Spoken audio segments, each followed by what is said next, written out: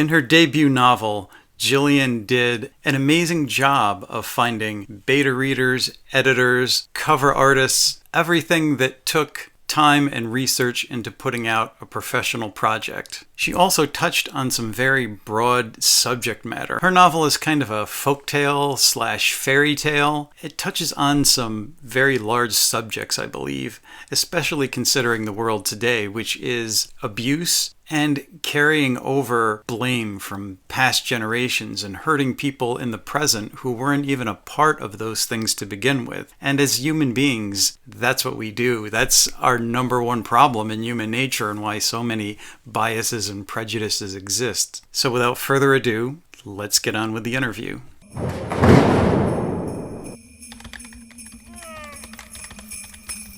Merry Christmas! Hi, Jillian. So glad you could be here today. Hi, thanks for having me. What brought you to writing? And more specifically, do you recall that first moment when you thought, this is what I'm going to do. This is who I am? I can't say I really remember the first moment I wanted to be a writer. I remember wanting to write as early as like 8 or 9. But it honestly probably happened even before that. Telling stories is all I've really ever wanted to do. Same here. My grandfather, before I could write, told me stories because he was like a storyteller of old. So that was in my brain before I knew what writing was about. And that's really cool and really interesting because actually my grandma was a writer. She was more in like the nonfiction journalism space. But I've been told that I write similar to her, and that makes me really happy because I think she was really talented. I have a bunch of her clippings. What does your writing schedule look like? Do you have a fixed time of day, or do you work around a busy work schedule and other challenges? I am actually working a full-time job on top of writing, so I have to plan around that. I work 9 to 5 Monday through Friday pretty reliably. It's freelance work, and I set my own schedule, but I try and keep those hours. So Monday through Friday, I usually get about an hour of writing time in. I usually write between 7 and 8 usually, and that's around 1,000 words in an hour is what I can manage. On weekends, I try to write a little more. I consider it a good week if I get like 8 to 10 hours of writing. But yeah, the way I manage my schedule is I use calendar blocking, which is where you use Google Calendars. Well, I use Google Calendars. You could use something else. And you literally plan out your day from the time you wake up to the time you go to bed. And that has really been a game changer as far as how productive I've been. So yeah, I can write much faster than I did when I started because I've gotten a lot better at time management. I never used to do well with planned writing schedules, but I'm definitely learning the value of it. But yeah, I used to be terrible at time management, but I've gotten a lot better just because I've had to. I'm trying to pursue a career, in my professional life and in my author life. So if I want to have time to do things like sleep and have a social life, I need to get better at time management.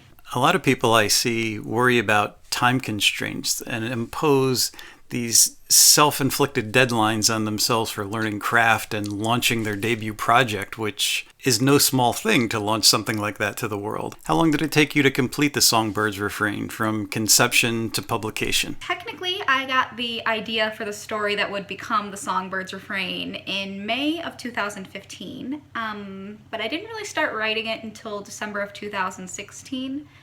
So it took a little over 4 years or a little under 3 years, depending on how you look at it. But it went through like 3 complete rewrites, several really heavy edits, a lot of line editing. It changed a lot from first draft concept to what you got. It's funny how we sweat over that first draft. And really, more than not, it's just a rough sketch that takes shape in the second draft and in editing and refining. Absolutely. That's totally something I've learned. I stress way less about what words I'm using now in the first draft of the project I'm working on currently because I know that half of these scenes are probably gonna go anyway. And even if not, that's something I can fix in post, as it were. Having put in the time into crafting this book, and rather successfully, I might add, from a craft point of view, how has putting it out to the public changed or confirmed your perception of it? Thank you for the compliment. I can't say that I'm particularly surprised by public reception, but that's because it went through a lot of beta reading rounds, and I kind of got an idea of what people would say about it from those beta readers. I definitely learned that I can't please everybody, and I shouldn't focus my attention on pleasing everybody. Just to give an example, I have to say that most of my readers really liked my main character. They found her relatable, or they liked her in any sense. But a few people didn't like her. I actually had one reader quit because she just hated the main character, Elizabeth, that much. And so I had this moment where I'm like, well, do I need to rewrite her? Do I need to change her to fix these perceived problems? And that was one instance where I decided that no, I didn't have to do that. I should focus on the people who liked the character and liked the story and write the story for them, and not for people who might not like her. That's wise advice, because we're always going to run into those people that love and hate our book. And if a writer incites a strong emotional reaction, either way, that's a good thing, but not very helpful when you're trying to focus on the vision for your book. So yeah, exactly, that's my point. You should, at the end of the day, be writing for the people who actually will like your book. And this does not mean ignoring all criticism. It just means being a bit more discerning about who you're listening to. Tell me about your characters. How did they come about? I'd say that every character kind of has their own origin story.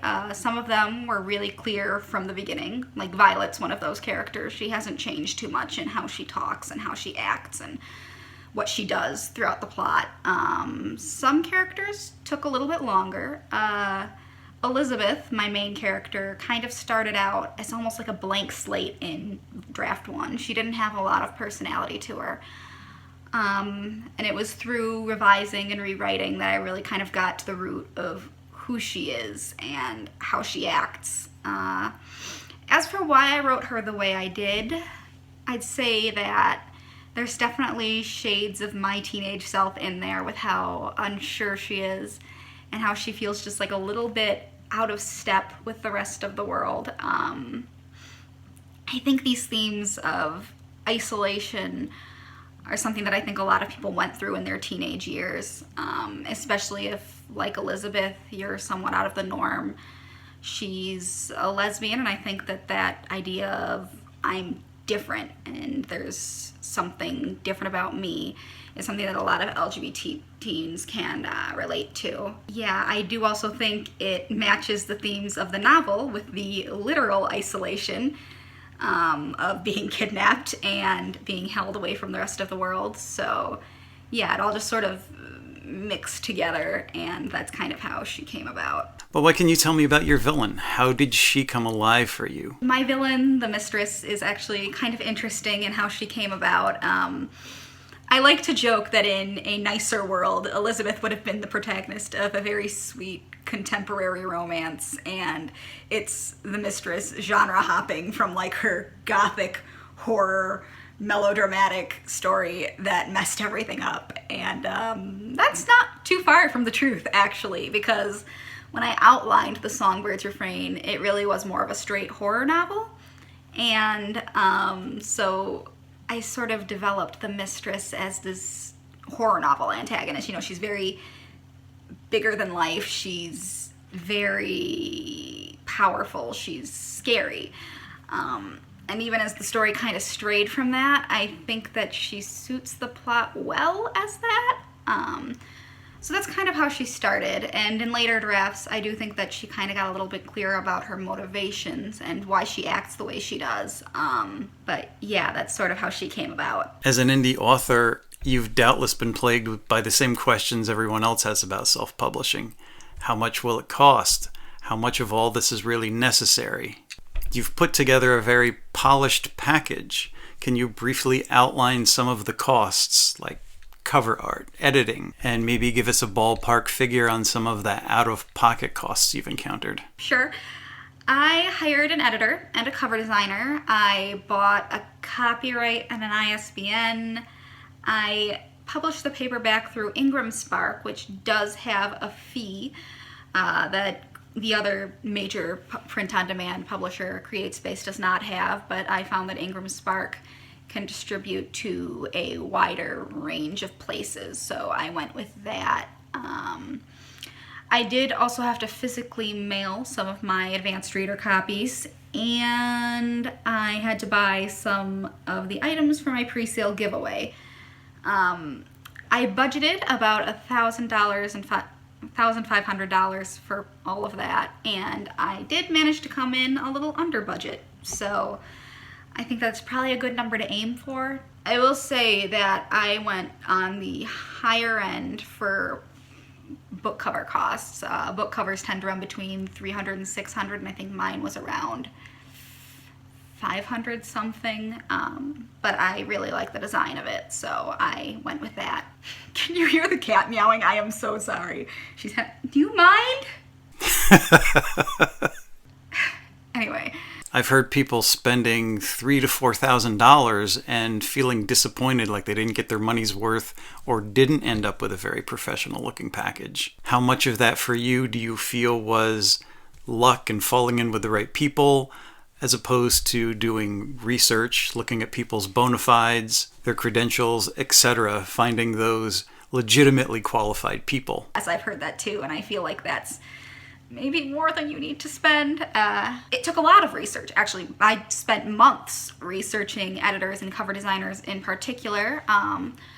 For the editors, I narrowed it down to about like 5 people, I think, and I got sample edits from all of them, and then picked the one that I thought did the most while still remaining true to the voice of the novel. For the cover designer, I really only went with one person. I only contacted one person, but I looked at a lot of portfolios, and I sort of picked based on that, based on whose book covers I personally liked the best. I'm really happy with how it turned out. I really stand by both of my choices. Outside of writing, what are some of your other hobbies and interests? What fuels your creativity, and what helps you escape when necessary? I do really like musical theater, watching musical theater, not performing. I think that that's a really emotional form of storytelling, and I think that that sort of influences how I write. But as far as things that I use as an escape, I take a lot of walks when it's warm out. Right now it is not. I like to hang out with my friends, and I really do like to bake and to cook. I think that that's a good escape for me. When I'm really stressed, baking is kind of my go-to.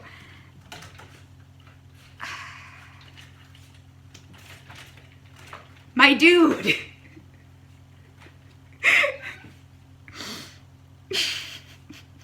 We have a lot of cat fans on Authortube. Should I just answer? Yeah, okay, I'm just going to continue with this with the cat in the background.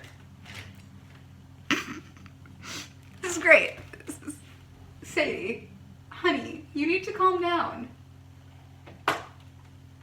Babe. Cooking is very creative. Plus, I think when your body is physically occupied like that, your mind has more freedom to explore and think on ideas. Yes, that's very, very true. And that's... I'm sorry. Sadie, honey. Anyways, yes, that's true. And I do think that there's something really soothing to me about following a recipe and being able to have something tangible as a result, because I think that that's something that you don't necessarily get when you're writing, especially if, like me, you type. You don't have something physical that you can hold in your hand. So that's what I like about baking. And, you know, you get something delicious at the end of it, so that's nice too. What's been your biggest aha moment in all of this? If you could talk to your past self, what might you have told your past self based on what you now know? I'd say the beta reader process. This is going to be the rest of the video. I'm so... Honey. Cats always upstage us. They are the stars. They own us, not the other way around.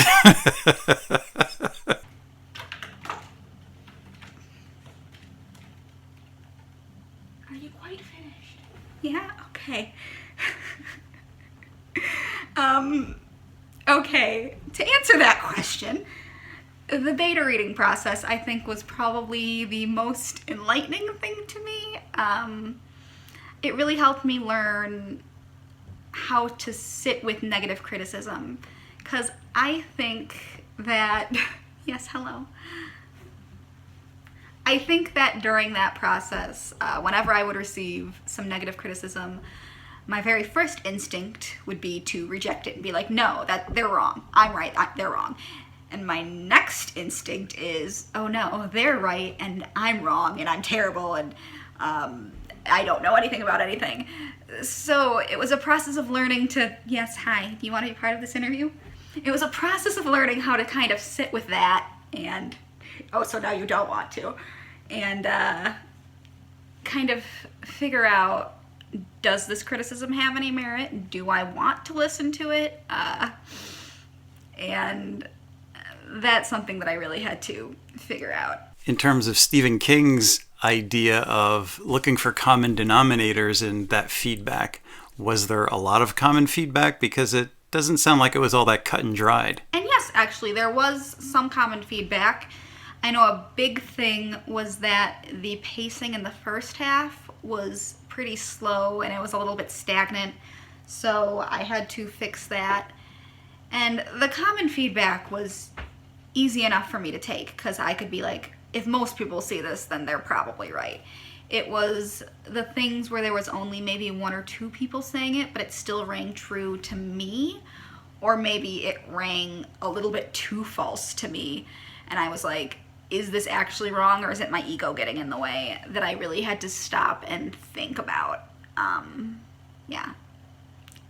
Those were the ones that I had to examine a little bit more closely. At this point in your career, what would be your best advice for newbie writers based on what you've encountered? And I'd say my biggest advice is to make writer friends. Make friends who are maybe at the same point in their writer journey as you are. Make friends who are a little bit ahead of you.